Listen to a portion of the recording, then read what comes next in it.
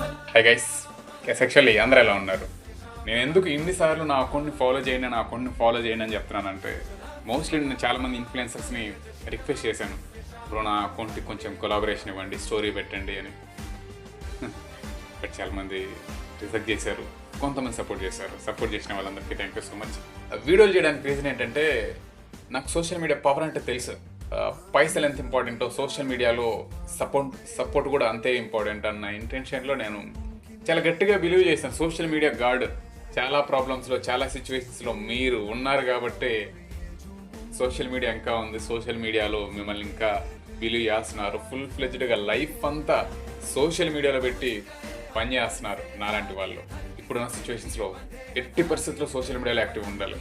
ఒక రోజు వస్తుంది, ఆ రోజు భగవంతుడు కూడా కాపాడలేడు. ఆ రోజు మీరుంటారనే ధైర్యం మాత్రం. థ్యాంక్ యూ సో మచ్ మీ అందరికీ.